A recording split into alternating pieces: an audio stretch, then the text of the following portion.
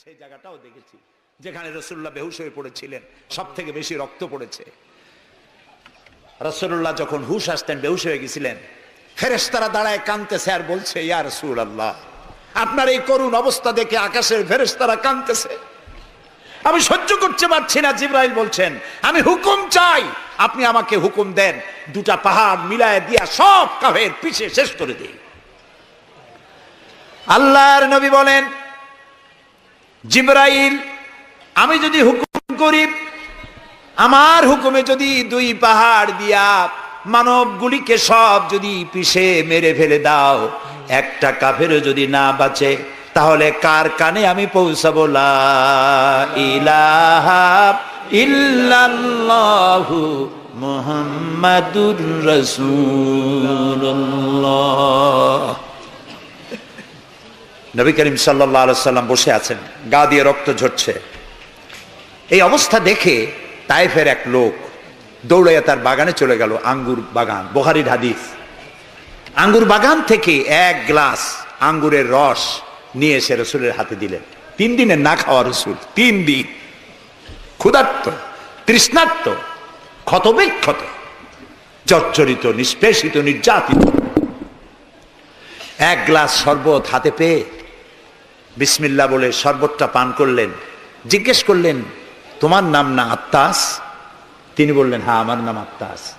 তোমার বাড়ি হযরত ইউনূস আলাইহিস সালামের গ্রামে? তিনি বললেন, হ্যাঁ। তো আপনি কি করে জানলেন আমার নাম আত্তাস আর আমার বাড়ি ইউনূস আলাইহিস সালামের গ্রামে? নবী করিম সাল্লাল্লাহু আলাইহি সাল্লাম বললেন, আত্তাস, ইউনূস আলাইহিস সালাম নবী আর আমিও নবী, এক নবীর খবর আরেক নবীর কাছে থাকে। এক গ্লাস শরবত পান করে দুহাত উঁচু করলেন, নবীর চোখ থেকে দরদর করে পানি পড়ছে। তিনি বলছেন, রব্বুল আলামিন, এই তায়েফবাসী ওরা বোঝে নাই যে আমি তোমার নবী, ওরা বুঝতে পারে নাই যে আমি তোমার রসুল, ওরা না বুঝে আমাকে ক্ষতবিক্ষত করেছে। আল্লাহ, তুমি এর জন্য তায়েফবাসীদের উপরে গজব দিও না, তুমি শান্তি দাও, হেদায়েত দাও। দুনিয়ার সকল নবী কোন কোন ক্ষেত্রে অধৈর্য হয়েছেন, নবী করিম সাল্লাল্লাহু আলাইহি সাল্লাম কখনো অধৈর্য হন নাই। প্রিয় ভাই সব, সুলাইমান আলাইহিস সালাম রাষ্ট্র পেয়েছেন, পিঁপড়ার ভাষা বোঝেন। কার ভাষা? পিঁপড়ার রাজা আছে না, চেনেন পিঁপড়ার রাজা? মাঝে মধ্যে পরিচয় করেন পিঁপড়ার রাজা কারা। মাথাটা মোটা, পিঁপড়ার রাজা আমরাও বলি। পিঁপড়ার রাজাকে হাতে নিয়েছেন, ডান হাতে। সূরা আন-নামলে আল্লাহ তাআলা বলছেন, পিঁপড়া কথা বলতেছে, পিঁপড়া বলছে তার দলবলকে, সুলাইমান আলাইহিস সালাম আসতেছে তার সৈন্য সামন্ত নিয়ে, পায়ের তলায় পিষ্ট হয়ে মরে যাবি, সব গর্তে লুকা। তিনি পিঁপড়া হাতে নিয়ে কথা বলতেছিলেন পিঁপড়ার সাথে। সুলাইমান আলাইহিস সালাম কথা বলছেন পিঁপড়ার সাথে। এখন পিঁপড়ার ভাষা আমি বুঝি, এতে একটা অহংবোধ সৃষ্টি হতে পারে। পিঁপড়ারও ভাষা আমি বুঝি। নবুয়তের শান দেখুন, পিঁপড়ার ভাষা বুঝতেছেন, সেখানে তিনি বিনয়ী হয়ে গেলেন আল্লাহর সামনে। তিনি বললেন, রব্বি আউজি'নি আন আশকুরা নি'মাতাকাল্লাতী আন'আমতা আলাইয়া ওয়া আলা ওয়ালিদাইয়া। আয় আল্লাহ তাআলা, তুমি আমাকে ওই পরিমাণ শুকর আদায় করার তৌফিক দাও আমাকে, যে পরিমাণ নিয়ামত তুমি আমাকে দান করেছো। ওয়া আলা ওয়ালিদাইয়া, এবং আমার মা বাবার প্রতি যতটা নিয়ামত তুমি আমাকে দিয়েছো। ওয়ান আমালা সালিহান তারদাহু, আর আমাকে এমন আমল করার তৌফিক দাও যাতে তুমি খুশি হও। ওয়াদখিলনি বিরাহমাতিকা ফি ইবাদিকাস সালিহিন, আর আল্লাহ আমাকে ইবাদে সালেহের মধ্যে শামিল করে দাও। সুবহানাল্লাহ। প্রিয় ভাই সব, আমার মূল বক্তব্য ছিল এই সব সচ্চরিত্রবান সুপার কোয়ালিটির মানুষ আল্লাহর নবীরা মার খেলেন কেন? শুধুমাত্র দাঁত মাজা, সুরমা লাগান, দাড়ি লাগান। আমি যদি আপনাদের বলি সবাই দাড়ি রাখবেন, আপনারা কি আমার মারতে আসবেন? কেন মারবেন? আমি তো খারাপ কথা কিছু বলিনি, এই জন্য মারামারি হয় না। মারটা হইল কেন? মার হয়েছে এই কারণে নবীরা বলেছেন, লা ইলাহা ইল্লাল্লাহ, আল্লাহ ছাড়া কোনো ইলাহা নাই, আইনদাতা নাই, বিধানদাতা নাই, একমাত্র আইনদাতা তিনি। এখন আল্লাহর আইনটা কি সেটা আমাদেরকে বুঝতে হবে, সেটার দিকে আমি আগাচ্ছি ইনশাআল্লাহ।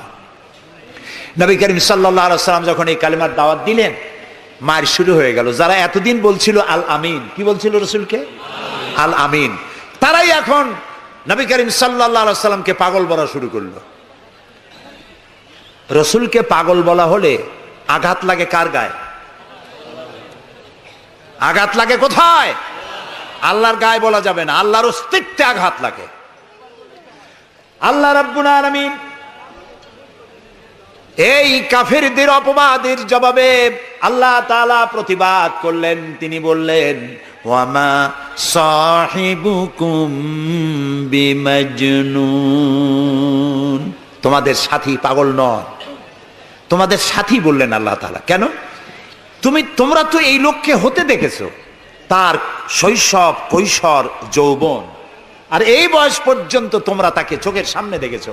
পাগলামির কি দেখলে তোমরা তার ভেতরে? কেন পাগল বলো? তিনি পাগল নন, তিনি শায়ের নন, তিনি জাদুকর নন, তিনি গণক নন, তিনি আমার নবী। প্রিয় ভাইসব, মুসলমানেরা মার খাচ্ছে, পালিয়ে বেড়াচ্ছে। বুখারী শরীফে এসেছে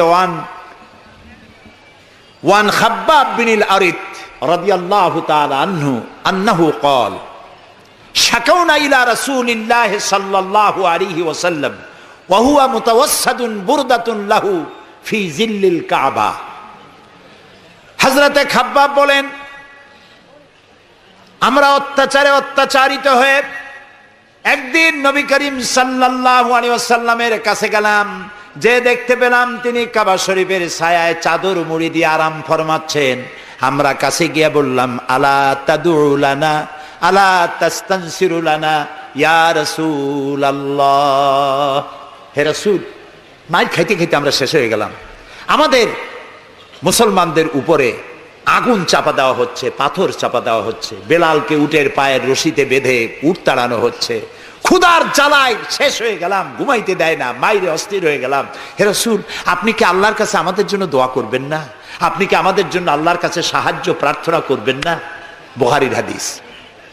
রাসূলুল্লাহ উঠে বসলেন, বললেন, ও খাব্বাব, তোমাদের আগে এই পৃথিবীতে যারা এসেছিলেন সেই সমাজের সমাজপতিরা কলেমার দাওয়াত দেওয়ার অপরাধে তাদেরকে ধরতো। ফায়ুখাজুর রাজুলু ফায়ুহফারু লাহু ফিল আরদ, তারা তাদেরকে ধরতো আর তাদের জন্য গর্ত খনন করত। ফায়ুজআলু ফিহা, এরপরে সেই গর্তের ভিতরে তাকে কোমর পর্যন্ত গেড়ে দিত। সুম্মা ইউতা বিল মানশার, এরপরে করাত আনা হতো। ফায়ুদাউ আলা রাসিহি, এরপরে করাত তার মাথার উপরে রাখা হতো। ফায়ুজআলু নিসফাইন, এরপরে করাত দিয়ে চিরে জীবন্ত মানুষকে দুই টুকরা করে ফেলে দেওয়া হতো। মা ইয়াসুদ্দুহু যালিকা আন দীনি, এত বড় অত্যাচারের পরেও সে যুগের একজন মুসলমানকেও আল্লাহর দ্বীনের পথ থেকে এক চুলও তারা সরাতে পারে নাই। রাসূলুল্লাহ বলছেন, ওয়াল্লাহি ওয়াল্লাহি, ও খাব্বাব, আমি আল্লাহর নামে কসম করছি। কে বলছেন? রাসূলুল্লাহ কসম করছেন, আমি আল্লাহর নামে শপথ করছি, লা ইউতাম্মান্নাল্লাহু হাযাল আমরা হাত্তা ইয়াসিরুর রাকিবু মিন সানা ইলা হাদারামাউত। সেদিন বেশি দূরে নয়, যেদিন ইয়েমেনের রাজধানী সানা থেকে সুন্দরী যুবতী নারীরা তাদের যৌবনের পসরা নিয়ে, সওদাগারেরা তাদের সম্পদ নিয়ে সানা থেকে রওনা করে সহস্র মাইল পাড়ি দিয়ে সৌদি আরবের হাজরামাউত পর্যন্ত পৌঁছে যাবে রাত এবং দিনে পায়ে হেঁটে। লা ইয়াখাফু ইল্লাল্লাহ, আল্লাহ ছাড়া কোনো ভয় তাদের অন্তঃকরণে থাকবে না। আবিযুবা আলা গানামি, তবে হ্যাঁ, এটা ঠিক, লা ইয়াখাফু ইল্লাল্লাহ যদি বলা হয় আর কিছু না বলা হয়, তাহলে তো বোঝা যাবে যে বাঘ এবং সিংহরও ভয় থাকবে না। নবীর কথায় কোনো ফাঁক থাকে না, আল্লাহর কথায়ও ফাঁক থাকে না, নবীর কথায়ও ফাঁক থাকে না। একজন ইলেম কালাম কম যখন ওয়াজ করতে যাইতো, লক্ষ্য করতো যে সেখানে কোনো আলেম আছে নাকি। আলেম থাকলে অল্প কথা বলে শেষ করে দিত। তা আলেম আছে কিনা এটা পরীক্ষা করার জন্য বলছে যে, ভাইয়েরা, আমি আজকে একটা পাতা আর ওয়াজ করব, একটা পাতা, এবং তার ব্যাখ্যা এবং বিশ্লেষণ আমি আপনাদের সামনে আলোচনা করতে চাই। জনগণ বলেন, আমরাও শুনতেই চাই, বলুন পাতার ব্যাখ্যা কি। তিনি বলছেন, এমন একটি পাতা, এটি যদি মাটিতে পড়ে বাঘ হয়ে যায়, আর যদি পানিতে পড়ে কুমির হয়ে যায়, একজন দাঁড়ায় বলল, হুজুর বুঝলাম এ পাতার ফজিলত এমন, মাটিতে পড়লে বাঘ হয়, পানিতে পড়লে কুমির হয়, কিন্তু পাতাটি যদি অর্ধেক মাটিতে অর্ধেক পানিতে পড়ে তাহলে কি হবে? উনি বুঝলেন যে এখানে তো আলেম আছে, কাজী আমার ওয়াজ এখানে শেষ করি। ও আখির দাওয়ানা আলহামদুলিল্লাহি রাব্বিল আলামিন। কথার মধ্যে ফাঁক থাকলে এরকম হয়, কিন্তু আল্লাহর কথা, নবীর কথায় কোনো ফাঁক নাই। লা ইয়াখাফু ইল্লাল্লাহ, আল্লাহ ছাড়া কোনো ভয় থাকবে না। কিন্তু গরু ছাগল ভেড়া নিয়ে যাইতে গেলে যদি জঙ্গলের বাঘ আক্রমণ করে, সে ভয় কি থাকবে না? আল্লাহ রাসূল ব্যাখ্যায় বলছেন, লা ইয়াখাফু ইল্লাল্লাহ আবিযু আলা গানামি, তবে তোমার ঘোড়া, তোমার সাথের ভেড়া, ছাগল, পশু যদি থাকে তো তার উপরে বাঘের আক্রমণ এ ভয় থাকতে পারে, কিন্তু সম্পদ হরণ, সতীত্ব হরণ, জীবন হরণের কোনো ভয় থাকবে না, এমন সমাজ কায়েম হবে। লা ইয়াখাফু ইল্লাল্লাহ ওয়ালাকিন্নাকুম তাস্তাজিলুন, তবে তোমরা খুব তাড়াহুড়ো করছো, একটু সহ্য করো, একটু ধৈর্য ধরো। নবী করিম সাল্লাল্লাহু আলাইহি সাল্লাম একটি সুন্দর সমাজ উপহার দিলেন। আমি ইতিহাস থেকে আপনাকে শোনাতে চাই। রাসূলুল্লাহ ইন্তেকাল করেছেন, ঐতিহাসিকরা লিখছেন মদিনার এক যুবতী নারী কি সমাজ কায়েম করে গেল শোনেন। রাসূলুল্লাহ ইন্তেকাল করেছেন, ঐতিহাসিকরা লিখছেন সেই সমাজের একটি যুবতী নারী মদিনা থেকে কোনো এক আত্মীয়র বাড়ি বেড়াতে রওনা করেছেন। যেতে যেতে আত্মীয়র বাড়ি পৌঁছবার আগেই সন্ধ্যা হয়ে গেল। মনে মনে ভাবলো, এখন যদি আমি কোনো পরপুরুষের সামনে পড়ি তাহলে তো আমার সতীত্ব যাবে, অলংকার আদিও যাবে, সারা জীবনের লালিত সম্পদ নষ্ট হয়ে যাবে। খুব ভীত সন্ত্রস্ত পদে এগোচ্ছে, আর বাঘ দেখা হরিণীর মতো তার চোখ এদিক ওদিক তাকাচ্ছে আর হাঁটতেছে। হঠাৎ দেখে দূর থেকে তার দিকেই এগিয়ে আসছে এক যৌবন ভরা এক যুবক। যুবককে কাছে আসতে দেখে যুবতী নিজের লালিত সম্পদ, সতীত্ব আর অলংকার আদি হারাবার ভয়ে মাটির উপরে বসে পড়েছে, তার রুহু গলার কাছে এসে গেছে। ঐতিহাসিকরা লিখছেন যুবকটি যুবতীর কাছে এসে দাঁড়িয়েছে। যুবতী মহিলার চোখের উপরে চোখ রেখে যুবক ছেলে বলছে, মা, আমাকে দিয়ে তোমার কোনো অনিষ্ট হবে না, তুমি কোথায় যাবে আমাকে বলো, আমি পাহারা দিয়ে তোমার গন্তব্যে পৌঁছে দেব। আমার পরিচয় শোনো, আমি মুসলমান। সুবহানাল্লাহ। রাসূলুল্লাহ এই মুসলমান বানিয়েছিলেন, এই সমাজ বানিয়েছিলেন।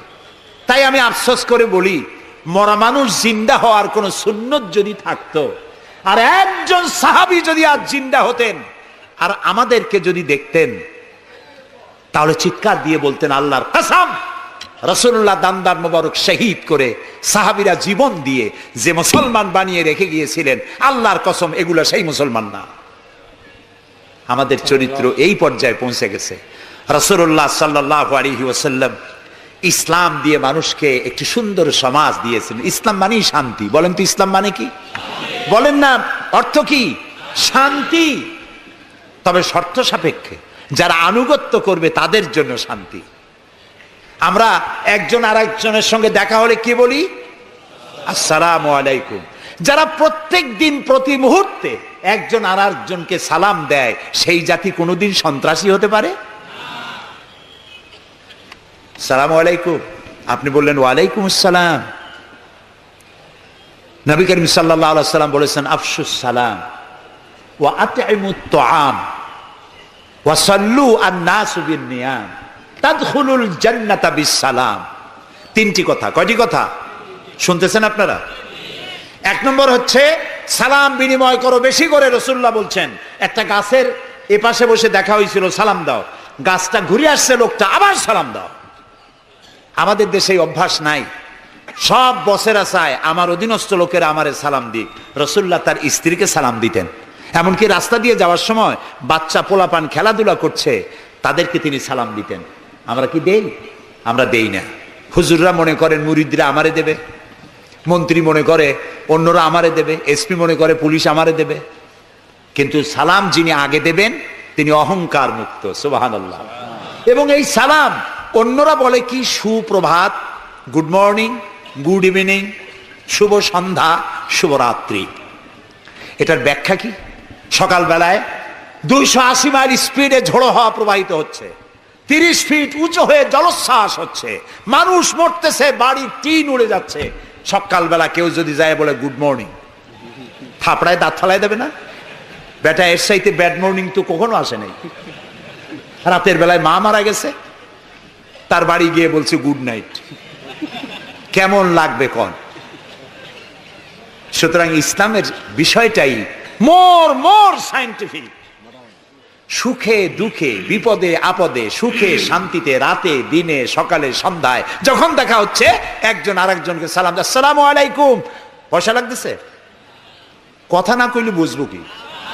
বিনা পয়সায় আল্লাহ তোমার উপরে শান্তি দিক, রহমত দিক। আপনি আরো বেশি করে কন ওয়ালাইকুম আসসালাম ওয়া রাহমাতুল্লাহি ওয়া বারাকাতুহু ওয়া মাগফিরাতুহু।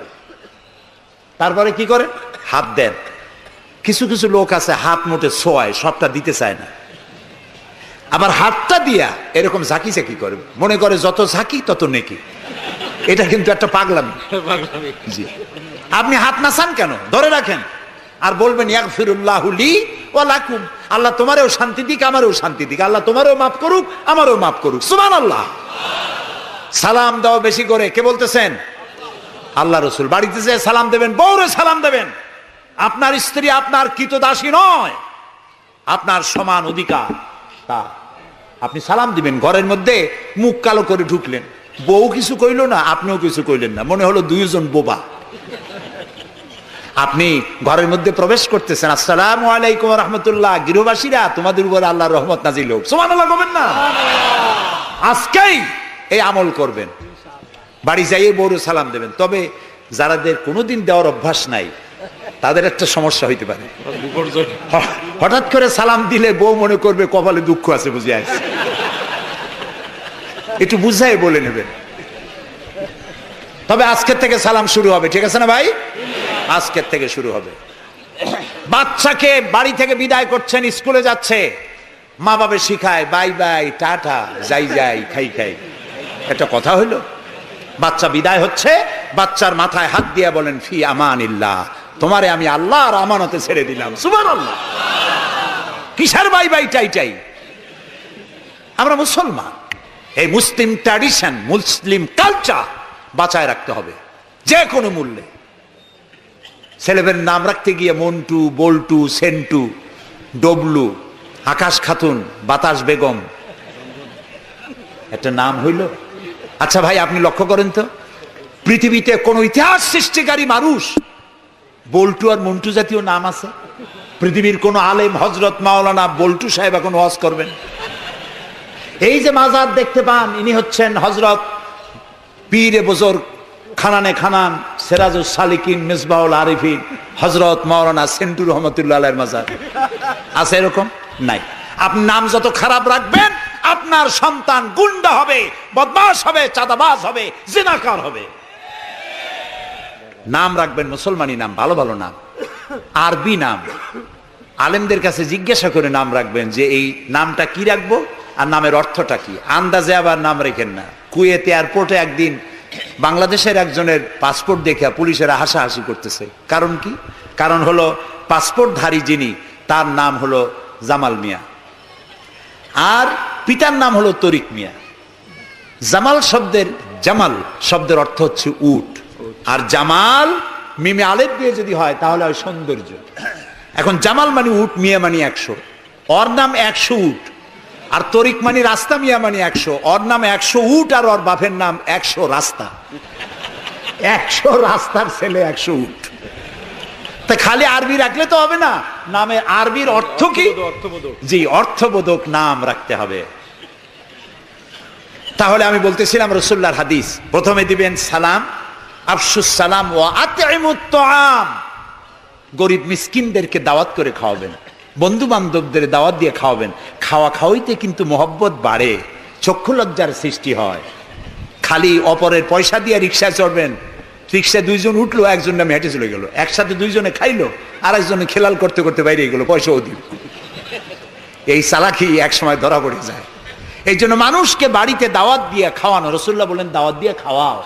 তাহাদ্দু তাহাব্বু, হাদিয়া দাও, মোহব্বত বাড়বে। কারো অসুখ হয়েছে, তার বাড়িতে একটু আঙ্গুর নিয়ে যাও, একটু কমলা নিয়ে যাও। তোমার শত্রু যদি হয়, চক্ষু লজ্জার সৃষ্টি হয়ে যাবে। কান্নাহু ওয়ালিয়ুন হামিম, দেখা যাবে সে চরম দুশমন ছিল, সে তোমার বন্ধু হয়ে গেছে। সুবহানাল্লাহ বলেন না। ওয়াসাল্লু আন-নাসু বিন-নিয়াম। আর 3 নম্বরে, মানুষ যখন ঘুমায় থাকে তখন তুমি নামাজ পড়িও। কোন সময় কোন তো? ও, তাও তো আপনারা জানেন, মধ্যরাতের পরে যখন মানুষেরা ঘুমায় থাকে তখন তুমি নামাজ পড়িও। এই রাত্রে কেন? কারণ মানুষের কাছে সব থেকে বড় ভালোবাসার সত্তাকে বলেন আল্লাহ, তারপরে আল্লাহ রাসূল। এখন যাকে ভালোবাসি তার সাথে তো প্রেম করতে হবে। প্রেম কি নোটিশ দেওয়া হয়? SMS করে আজকাল হয়। কিন্তু ভালোবাসা বিজ্ঞাপন দিয়ে হয় না, মাইকিং করে হয় না। ভালোবাসা হয় কিসে কন্ত? প্রেম কিসে হয়? লজ্জা করে বলতে, করছেন তো এক সময়। গভীরে, রাতে, অন্ধকারে, একাকিত্বে ভালোবাসা হয়। তো মানুষের সবচাইতে প্রিয় হচ্ছেন আল্লাহ তাআলা, প্রিয়তম। এর থেকে প্রিয় আর মুসলমানদের জন্য কেউ হইতে পারে না। দিনের কোলাহল পূর্ণ অবস্থার ভেতর দিয়ে তুমি তার সঙ্গে আবেগময় কণ্ঠে কথা বলতে পারবা না, এটা আল্লাহ তাআলা জানেন। তাই আল্লাহ তাআলা বলেছেন ওয়াজআলনান নাহারা মাশা, দিন বানাইছি রোজগার করার জন্য, কাজ করো, বসে থাকবা না। ফাইজা কুদিয়াতিস সালাত ফান্তাশিরু ফিল আরদ, নামাজ পড়া হয়ে গেছে, মসজিদে বসে থাকতে পারবা না। অভিশাপ, জোহরের নামাজে রক্ত হয়েছে, অফিস বন্ধ করে নামাজ পড়ো, জোহর পড়ো, সুন্নত পড়ো। নফল পড়তে পারবা না জোহরের সময়, তসবিহ পড়তে পারবা না, কারণ এই তসবিহ পড়ে, নফল পড়ে সময় নষ্ট করে পূর্ণ বেতন নিলে বেতন হালাল হবে না। মেডিকেল নিয়ে সুস্থ মানুষ সেল্লা দিতে যাবা, পয়সা হারাম, নেক পয়সা হবে না, হালাল পয়সা কামাই দিতে হবে। সেল্লার নাম বললাম বলে তাবলিগি ভাইরা অসন্তুষ্ট হবেন না, একটা দৃষ্টান্ত দিলাম। আমি তাবলিগি ভাইদেরকে শ্রদ্ধা করি, সম্মান করি, তারাও দ্বীনের কাজ করছে। সুতরাং মসজিদের ভেতরে আপনি নামাজ পড়ে আল্লাহ তাআলা বলছেন কি শোনেন, ফরজ, ফাইজা কুদিয়াতিস সালাত ফান্তাশিরু ফিল আরদ, নামাজ পড়া হয়ে গেছে, বেরিয়ে যাও। কোথায় যাও? দুনিয়ায় যাও, হাটে যাও, বাজারে যাও, কলে যাও, কারখানায় যাও, আদালতে যাও, শিক্ষা প্রতিষ্ঠানে যাও, চাষ করতে যাও। যাইয়া কি করো? আবতাগু মিন ফাদলিল্লাহ, আর আমার রিজিক, আমি যে তোমারে অনুগ্রহ করেছি, রিজিক দিয়েছি, ওই রিজিক তালাশ করে আনো। সুবহানাল্লাহ। প্রিয় ভাই সব, হযরত ওমর রাদিয়াল্লাহু তাআলা আনহু মসজিদের ভিতরে দেখলেন কিছু লোক বসা, জোহরে দেখলেন, আসরে দেখলেন, মাগরিবে দেখলেন, এশায় দেখলেন। পরের দিন ফজরের সময় সেই একই জায়গায় কয়েকটা লোক, একই লোক দেখে জিজ্ঞেস করলেন, তোমরা কারা? বলল, নাহনু মুতাওয়াক্কিলিন, আমরা আল্লাহর উপরে ভরসা করি এবং আল্লাহর উপরে ভরসা করে এখানে জিকির আজগার করি। খাও কি? কয় যে আমাদের এই জিকির আজগার দেখে পাশের লোকেরা ভাত রাইন্দে আমাকে খাওয়ায়। রাসূলুল্লাহ বললেন, তোমরা তো মুতাওয়াক্কিলুন, তোমরা তো অন্যের উপরে নির্ভরশীল, আল্লাহর উপরে তো নির্ভরশীল তোমরা নও। শোনো, আগামীকাল এই জোহরের নামাজের পর যদি তোমাদেরকে এখানে বসা দেখি, ব্যাট মেরে মসজিদ থেকে বের করে দেব। মসজিদে নির্দিষ্ট সময় নামাজ পড়তে আসবে, বাকি সময় কাজ করতে হবে মানুষের জন্য, নিজের জন্য, জনগণের জন্য, রাষ্ট্রের জন্য। এর নাম ইসলাম। এর নাম কি? ইসলাম। বাস্তবমুখী, বৈরাগ্য নয়। আপনি দিন কায়েমের জন্য, আল্লাহর বেশি জিকির আজগার করার জন্য জঙ্গলে যাবেন, লা রাহবানিয়াতা ফিল ইসলাম, ইসলামে বৈরাগ্যবাদকে সমর্থন করে না। কথা বুঝে আসছে?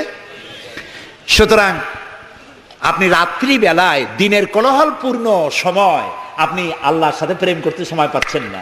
আল্লাহ তাআলা বলছেন ওয়াজআলনাল লাইলা লিবাসা ওয়াজআলনা নাওমাকুম সুবাতা, রাত্রে বানাইছি, রাত্রিকে বানাইছি শান্তির আচ্ছাদন। সুবহানাল্লাহ বলবেন না? রাত হলো শান্তির আচ্ছাদন। তীর্যক রৌদ্রের তীব্র প্রখারকে বন্ধ করে দিয়ে রাতের একটি অন্ধকারের চাদর দিয়ে, কালো চাদর দিয়ে পৃথিবীটাকে ঢেকে দিলাম। আর একটু শান্তির জন্য চাঁদ আর তারকার নামে কিছু ডিম লাইট জ্বালাই দিলাম। গভীর রাত্রে ওঠো, মানুষ যখন ঘুমায় তখন তুমি সেজদায় পড়ে কাঁদো। রাসূলুল্লাহ বলেছেন, অনুশোচনা আর অনুতপ্তের এক ফোঁটা পানি নাকের অর্ধেক আসতে না আসতে আল্লাহ তাআলা ওই ক্রন্দনরত বান্দাকে মাফ করে দেন। সুবহানাল্লাহ। এই তিনটি কাজ যে করবে, কয়টা কাজ? তিনটি। এই তিনটি কাজ যারা করবে তাদখুলুল জান্নাতা বিসসালাম, আখরাজাহু মুসলিম। মুসলিম শরীফের হাদিস। রাসূলুল্লাহ বলছেন এই তিনটে কাম করো, শান্তির সাথে জান্নাতে চলে যাবে। তাহলে যে জাতির জীবন ব্যবস্থার নাম কি? ইসলাম। আর আমাদের নাম মুসলমান। সব জায়গায় কিন্তু শান্তি, দেখা হইলে সালাম। আল্লাহর নাম কি? শান্তি। আর আল্লাহর এক নাম কি? সালাম আছেন আল্লাহর নাম, আল্লাহর নাম শান্তি। তারপরে নামাজ পড়ে শেষ করার পরই ডান দিকে বাম দিকে কি বলি?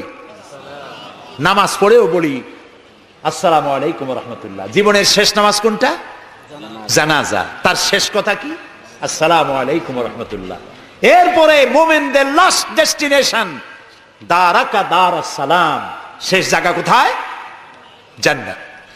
এই যাদের ধর্ম, এই যাদের দিন, এই যাদের জীবন ব্যবস্থা, সেখানে আল্লাহর আইন প্রতিষ্ঠার নামে বোমা মারা লাগবে? জবাব দেন। সন্ত্রাসী তৎপরতা করা লাগবে? কোন নবী, কোন রাসূল সন্ত্রাসী তৎপরতা চালিয়েছেন, মানুষ হত্যা করেছেন, এর কোন নজির আছে পৃথিবীতে? আছে? পৃথিবীতে নাই। আপনারা বলতে পারেন তাহলে রাসূলুল্লাহ যুদ্ধ করছিলেন কেন? নবী করিম সাল্লাল্লাহু আলাইহি ওয়াসাল্লাম যত যুদ্ধ করেছিলেন সব ছিল ডিফেন্সিভ, আত্মরক্ষামূলক। তিনি নিজে যুদ্ধ শুরু করেছেন, এর কোন নমুনা নাই। একটি হাদিস পাওয়া যাবে না যে নবী করিম সাল্লাল্লাহু আলাইহি ওয়াসাল্লাম ক্ষমতা গ্রহণ করার পর সাহাবীদের রাতের বেলায় পাঠিয়ে দিয়েছেন, ওই গ্রাম আমার উপর ঈমান আনে নাই, বাড়ি শুদ্ধ জ্বালায় দাও, হত্যা করো, বলেছেন? সুবহানাল্লাহ। বন্দীরা এসেছে, বন্দীদেরকে তিনি শর্ত করেছেন, বন্দীদের খাবার দিয়েছেন, থাকার দিয়েছেন, আর বলেছেন কোন বন্দী যদি একটা নিরক্ষর লোককে অক্ষর জ্ঞান সম্পন্ন করাতে পারে, স্বাক্ষর দিতে পারে, এই জ্ঞানটুকুন যদি দিতে পারে, এর বিনিময়ে তাকে মুক্তি দেওয়া হবে। আজকে আমেরিকা আমাদেরকে ভদ্রতা শিখায়, বন্দীদের সাথে তোমরা কি ব্যবহার করেছো? আল গারিব কয়েদখানায় কি অসভ্য বর্বরতা তোমরা করেছো, পৃথিবীর ইতিহাসকে ম্লান করে দিয়েছো, সভ্যতার মুখে কালিমা লেপন করেছো। আল গারিব কয়েদখানার তারা কি করেছে আমি ভাষা দিয়া ভদ্রলোকের সামনে তা উচ্চারণ করতে পারবো না।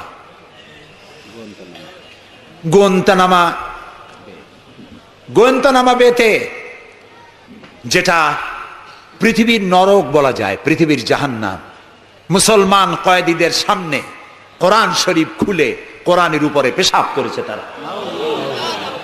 একজন মুসলমান হাত পা বান্ধা, তার সামনে কোরআনে পেশাব করলে তার অবস্থাটা কি হয়? সে তো আত্মহত্যা করতে চায়, তখন আমার জীবন চলে যাক, কোরআনের অমর্যাদা তো সহ্য করা যায় না। তোমরা তাই করেছো।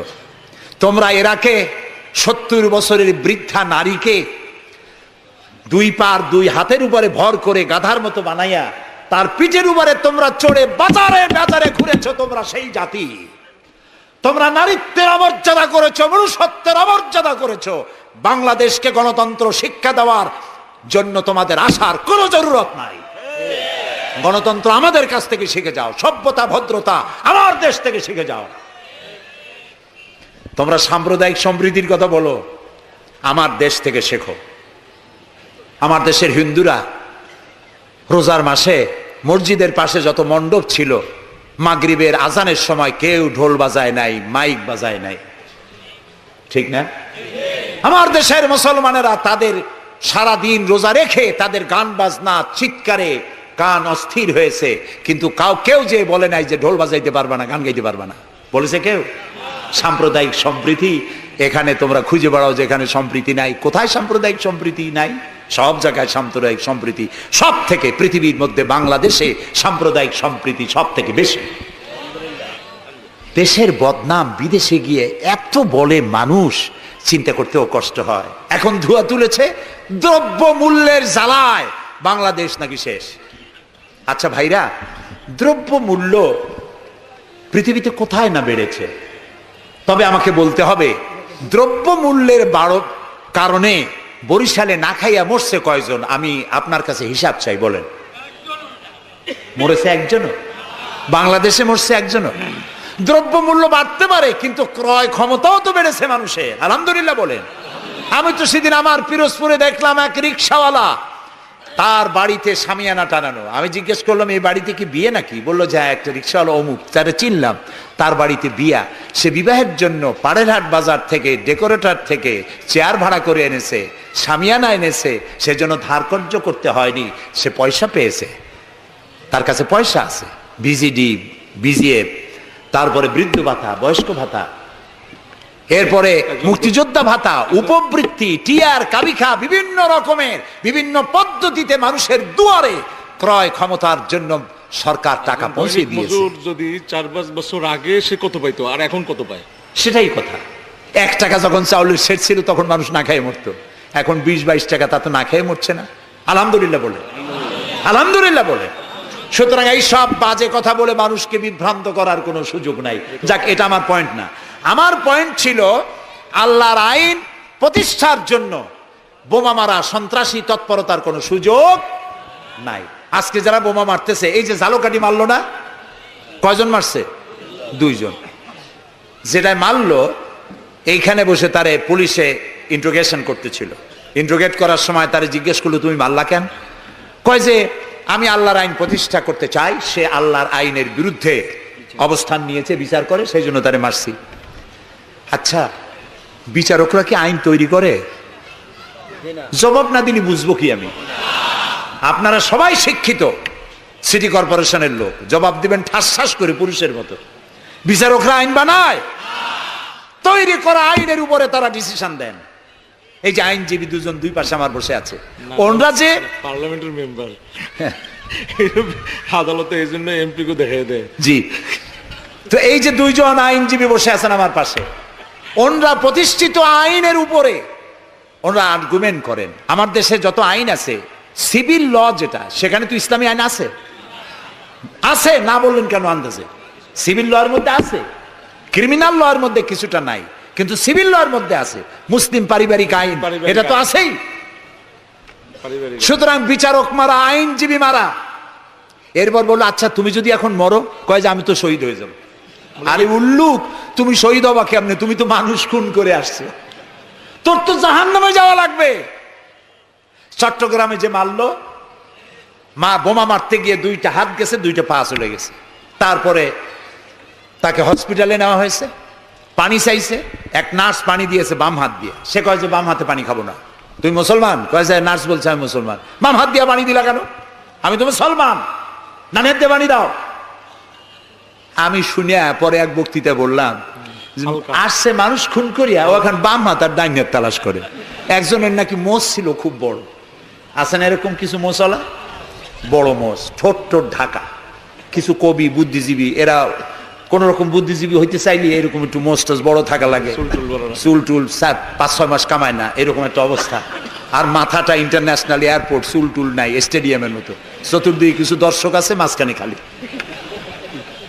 তো এইরকমের একজন মোষওয়ালা, ঘন মোষ, এত বেশি মোষ যে টর্চ মারিয়াও বোঝা যায় না যে লোকটা হাসে না কান্দে। ওই রকম এক মোষওয়ালা লোকের মদ খাওয়ার অভ্যাস ছিল। মদের গ্লাস বাম হাতে, আর ডান হাত দিয়ে মোষগুলো উঁচু করিয়া বাম হাত দিয়ে মদ খাইতেছে বহুত কষ্ট করে। একজন জিজ্ঞেস করলো, ভাই তুমি মদ খাওয়াতে এত কষ্ট করতেছো কেন? ঢকঢক করে গিললেই তো হয়, মোষগুলো উঁচু করে নেছো।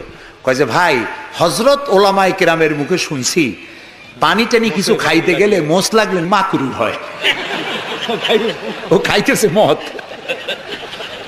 ও মানুষ খুন করে আসছে, আর ও বলতেছে যে আমি বাম হাতের পানি খাবো না। বেটা তুই জাহান্নামে যাবি। আল্লাহ তাআলা বলেছেন, ওমাই ইয়াকতুল মুমিনান মুতাআম্মিদান ফাজাযাউহু জাহান্নাম খালিদান ফিহা ওয়া গাদাবাল্লাহু আলাইহি ওয়া লানাহু ওয়া আ'আদ্দা লাহু আযাবান আযীমা। আল্লাহ তাআলা বলেছেন, যে ব্যক্তি কোনো মানুষ হত্যা করে, মুমিন হত্যা করে ইচ্ছে করে, তার একমাত্র শাস্তি হলো জাহান্নাম। কে বলতেছে? আল্লাহ তাআলা। জাহান্নাম, এবং আল্লাহ লানত, এবং চিরকাল সে জাহান্নামে থাকবে। আল্লাহ তাআলা আরো বলছেন, ওমান কাতালা নাফসান বিগাইরি নাফসিন আও ফাসাদিন ফিল আরদ ফাকান্নামা কাতালান নাসা জামিআ। যদি বিচারকরা বিচারের মাধ্যমে কাউকে মৃত্যুদণ্ড না দেয়, এরকম কোন মানুষকে কেউ যদি হত্যা করে, সে একটি মানুষ হত্যা করলো না, সেজন্য বিশ্বের সমগ্র মানব গোষ্ঠীকে হত্যা করলো। একটা মানুষ হত্যা করার অপরাধ হচ্ছে বিশ্বের সব মানুষ হত্যা করার সমান। ওয়ামান আহিয়াহা, আর কেউ যদি একটি মানুষকে বেঁচে থাকার সুযোগ করে দিল, ফাকান্নামা আহিয়ান নাসা জামিয়া, সেজন্য সারা পৃথিবীর মানুষগুলিকে বেঁচে থাকার জন্য সুযোগ করে দিল। যারা মানুষ হত্যা করে তাদের শাস্তি কি? আল্লাহ তাআলা বলছেন, ইন্নামা জাযাউল্লাযীনা ইউহারিবুনাল্লাহা ওয়া রাসূলাহু ওয়া ইয়াসআউনা ফিল আরদি ফাসাদান, যারা আল্লাহর এই জমিনে বিপর্যয় সৃষ্টি করতে চায়, সন্ত্রাস সৃষ্টি করতে চায়, তাদের জন্য 4 প্রকার শাস্তি। কয় প্রকার শাস্তি? কে বলতেছে? যারা বোমা মারে, যারা গ্রেনেড হামলা করে, যারা মানুষ হত্যা করে, যারা শান্তিপূর্ণ সমাজের উপরে সমাজকে বিশৃঙ্খলা সৃষ্টি করতে চায়, আল্লাহ তাআলা তাদের জন্য 4 প্রকারের শাস্তি নির্ধারণ করেছেন। আইয়ুকাত্তালু, তাদেরকে হত্যা করো, আও ইউসাল্লাবু, অথবা তাদেরকে শুল দণ্ডে দিয়ে দাও, আও তুকাত্তা আইদিয়াহুম ওয়া আরজুলিহিম, অথবা তাদের ডান হাত আর বাম হাত উল্টা কেটে দাও, হয় প্রথমে ডান পরে বাম পা, বাম হাত ডান পা, একটার উল্টা আর একটা কাটো। চতুর্থ, আও ইয়ানফাউ মিনাল আরদ, অথবা দেশ থেকে বহিষ্কার করে দাও। সুতরাং আজকে যারা সন্ত্রাসী তৎপরতা চালাচ্ছে, তাদের সাথে ইসলামের কোনো সম্পর্ক নাই। পত্রিকার মাধ্যমে, এক শ্রেণীর সাংবাদিকতার মাধ্যমে, এক শ্রেণীর ধর্মনিরপেক্ষ রাজনীতিবিদরা এই সমস্ত সন্ত্রাসের দোষ আলেমদের মাথায় উঠায় দিতে চেয়েছিল। আল্লাহ আমাদের রক্ষা করেছেন, আলহামদুলিল্লাহ। বাংলাদেশের সমস্ত মসজিদ, মাদ্রাসার ইমাম, শিক্ষক, আলেম, ওলামা, পীর, বুজুর্গ সব ময়দানে নেমে পড়ে প্রতিবাদ জানিয়েছে, ইসলামের সাথে এর কোনো সম্পর্ক নাই, সম্পর্ক থাকতে পারে না। বিদায় হজে শুনতেছেন, নবী করিম সাল্লাল্লাহু আলাইহি ওয়াসাল্লাম বক্তব্য রাখছেন। বিদায় হজে নবী করিম সাল্লাল্লাহু আলাইহি ওয়াসাল্লাম বললেন, ও সাহাবীরা, আজকের কোন দিন? তারা বললেন, আজকে 9 জিলহজ, ইয়াউমে আরাফা। এটা কি মাস? তারা বললেন, জিলহিজ্জা, এটা জিলহজ মাস। যে ঘর তোমরা তওয়াফ করো, এই ঘরটা কার? সাহাবীরা বললেন, এটা আল্লাহর ঘর। নবী করিম সাল্লাল্লাহু আলাইহি ওয়াসাল্লাম বললেন, আজকের দিন, আরাফাতের দিন যেমন পবিত্র, আজকের মাস যেমন পবিত্র, আল্লাহর ঘর যেমন পবিত্র, তোমাদের একের রক্ত আরেকজনের কাছে সেই রকম পবিত্র। সুবহানাল্লাহ বলেন। রাসূলুল্লাহ বলছেন, একটি মানুষ হত্যা করা কত বড় অপরাধ শোনো। গোটা বিশ্ব ধ্বংস হয়ে যাওয়া আল্লাহর কাছে সহজ, একটা মানুষ হত্যা করা এর থেকে বেশি কঠিন আল্লাহর কাছে। এবং কিয়ামতের দিন আল্লাহ সর্বপ্রথম হত্যার বিচার করবেন। কাবিল আর হাবিলের বিচার দিয়া রক্তের বিচার শুরু হবে সর্বপ্রথম। সুতরাং হত্যা করা সন্ত্রাসবাদীদেরকে আপনারা ধরিয়ে দেবেন। জেএমবি নামে, জেহাদের নামে যারা কলঙ্ক সৃষ্টি করেছে ইসলামের, তাদের ব্যাপারে কোনো ছাড় দেওয়া যাবে না। সুইসাইড করা, এইভাবে আত্মঘাতী বোমা ছেড়ে দিয়ে যারা মৃত্যুবরণ করে, তাদের ব্যাপারে আল্লাহ তাআলা বলেছেন, ওয়ালা তাকতুলু আনফুসাকুম, তোমরা আত্মহত্যা করো না। আত্মহত্যা করা হারাম। আত্মহত্যা করা কি? আত্মহত্যাকারীদের জানাজা নাই, গোসল নাই, কাফন নাই, জানাজা নাই। আত্মহত্যা যারা করবে, কিয়ামতের দিন আল্লাহর জান্নাত হারাম, চিরকাল জাহান্নামে থাকতে হবে। অস্ত্র দিয়ে আত্মহত্যা করবে, সেই অস্ত্র দিয়ে নাকি বিচার হবে? জি, যে অস্ত্র দিয়ে আত্মহত্যা, আপনি তো হাদিসও জানেন, রাসূলুল্লাহ বলেছেন যেটা দিয়ে সে নিজেকে হত্যা করবে, ওই অস্ত্র দিয়ে তাকেও সে নিজেকে নিজে ওইটা দিয়ে আত্মহত্যা করতেই থাকবে কিয়ামতের দিন। বলেন নাউযুবিল্লাহ। প্রিয় ভাই সব, আমি ইসলাম আপনাদের সামনে বুঝাচ্ছিলাম। মারামারি কাটাকাটির মধ্য দিয়ে ইসলাম আসে নাই। ইসলাম এসেছে ভালোবাসা, আন্তরিকতা, প্রেম, উদারতা, ঔদার্য, মহব্বত আর রাসূলের অনুপম চরিত্র মাধুর্যের মধ্য দিয়ে ইসলাম প্রতিষ্ঠিত হয়েছে। এর থেকে শান্তির ধর্ম, এর থেকে ভালো জীবন ব্যবস্থা, এর থেকে সায়েন্টিফিক জীবন ব্যবস্থা পৃথিবীতে আর নাই। এই ইসলাম এর মধ্যে আল্লাহ আমাদেরকে পয়দা করেছেন, বলি আলহামদুলিল্লাহ।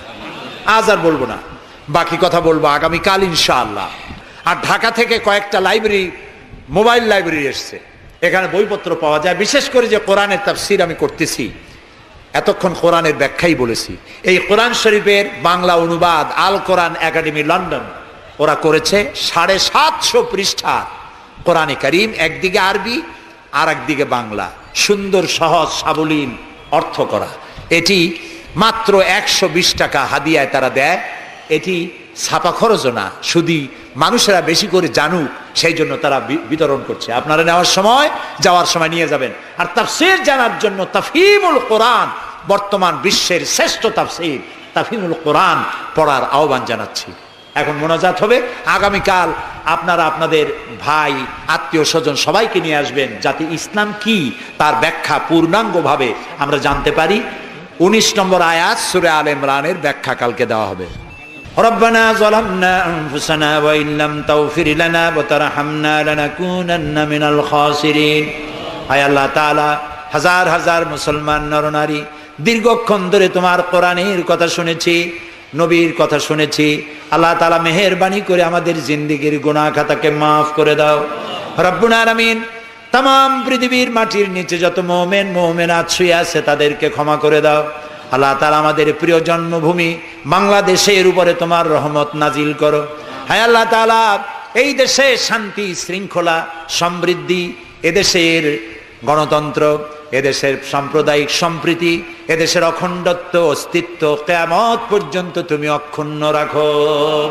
আল্লাহ, এই দেশে যারা বিশৃঙ্খলা সৃষ্টি করতে চায়, নৈরাজ্য সৃষ্টি করতে চায়, আল্লাহ তাআলা এখানে যারা সন্ত্রাসী তৎপরতা চালাতে চায় তাদের হেদায়েত করো, তাদের হেদায়েত করো।